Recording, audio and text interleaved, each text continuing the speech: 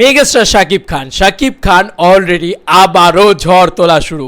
আরে ভাই, নামটা তো শাকিব খান আর নেই, নামটা তো এখন বলতে হবে মেগাস্টার শাকিব খান।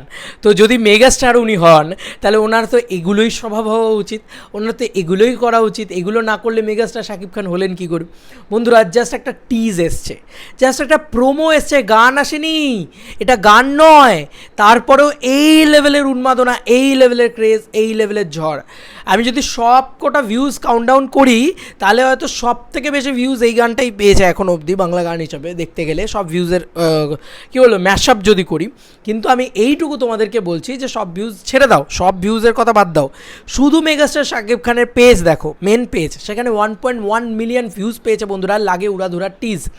বন্ধুরা, এখন ফেসবুকে সর্বত্র শাকিব খান বিষয়টাই ট্রেন্ড করছে। তো এটা দেখা যাচ্ছে, চোখের সামনে আমি দেখতে পাচ্ছি যে ফেসবুকে এই লেভেলে ট্রেন্ড করছে বন্ধুরা। এটা দেখার মতন বিষয়। ফেসবুক খুলছি আর একই রে ভাই, এ তো অদ্ভুত পাওনা, এ তো দারুণ পাওনা যে শাকিব খানের পুরো বিষয়টা পপুলার নাও, ট্রেন্ডিং, এই সমস্ত বিষয়টা ফেসবুক ট্রেন্ডিংয়ে শাকিব খান বলা যেতে পারে। এবং শাকিব খানের যে মেন পেজ, সেটা আমি তোমাদেরকে দেখাই।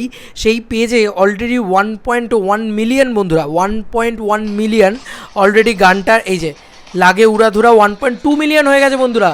সরি 1.2 মিলিয়ন লাগে উড়াধুরা, ওরের মাইয়া গো লাগে উড়াধুরা। হয় আলাদা আলাদা আলাদা লেভেলের গানটা হয়েছে, এটা নিয়ে কোনো সন্দেহ নেই বন্ধুরা। এছাড়াও আমি তো ওদেরকে তুফান নিয়ে আরও কিছু বলি, যেহেতু কালকে বলা হয়নি।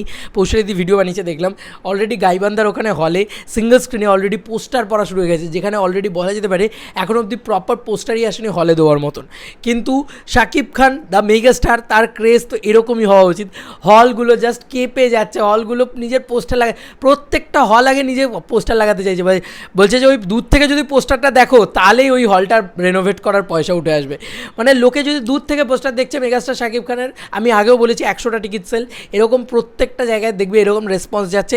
দূর থেকে যারা হলের পোস্টার দেখছে, তারা আসছে, এসে বলছে এই আমার 100টা টিকিট লাগবে, আমার 200টা টিকিট লাগবে, কেউ বলছে আমার 400টা। এই লেভেলের ক্রেজ চলছে ভাই। কেউ তো আবার ব্ল্যাকের টিকিট তুলে রেখে দিচ্ছে, এইগুলো ঠিক না ভাই, যাই বলো আর তাই বলো। এছাড়াও তুফান রিলেটেড আলাদা লেভেলের ক্রেজ হচ্ছে। আমরা চঞ্চল চৌধুরীকে দেখছি শাকিব খানের সাথে, অপূর্ব লাগছে তাদের দুজনকে একসাথে দেখতে। এবং অপূর্ব লাগছে কোথাও গিয়ে এই সমস্ত ভেবে যে ফেসবুকে পুরো সমস্ত কিছু শাকিব খান উড়াধুরা লাগে উড়াধুরা, এই সমস্ত কিছু ট্রেন্ড করছে বন্ধুরা, ফেসবুকের ভিতরে ট্রেন্ডিং। এছাড়াও চরকি মানে চরকির ইয়ে থেকে, ফেসবুক থেকে ছাড়া হয়েছে, সেখানেও একটা হিউজ ভিউজ গেছে। তারপরে চরকির ইউটিউব চ্যানেল থেকে ছাড়া হয়েছে, ফেসবুক মানে SBF তো রয়েছে, ছেড়ে দাও, তাদের কথা তো বাদই দিলাম। মানে এত এত এত সব কটা আলফা আইয়ের চ্যানেল থেকে ছাড়া হয়েছে। তো আমি চরকিরটা দেখি, চরকিরটাও তোমাদেরকে দেখাই। চরকি মিডিয়া থেকে সেখানে যে মানে পেজটা রয়েছে, তাদের থেকেও লাগে উড়াধুরাটা ছাড়া হয়েছে। এবং বন্ধুরা বলে রাখি, তারা কিন্তু একটা লাগে উড়াধুরা ছেড়ে বসে নেই, তারপরেও তারা 4 ঘন্টা আগে লাগে উড়াধুরা ছেড়ে 6 লাখ ভিউজ পেয়েছে। আমি তো বললাম, এই সব কটা ভিউজ কাউন্ট যদি এক করো, তাহলে এখনই ধরে রাখো 5 মিলিয়ন ভিউজের প্লাস চলে গিয়েছে, হয়তো দেখা যাবে। আমি কম করে বলছি 3 থেকে 4 মিলিয়ন ভিউজ তো হবেই হবে। It is huge craze. তুমি ভাবতে পারছো ভাই সাহ, মেগাস্টার শাকিব খান, ওটা মানতেই হবে। তোমাদের আর কি মতামত এন্টার ভিডিওটাকে নিয়ে জানিও কমেন্ট সেকশনে। চলো বন্ধুরা, নতুন কোনো ভিডিওতে দেখা হবে, বাই।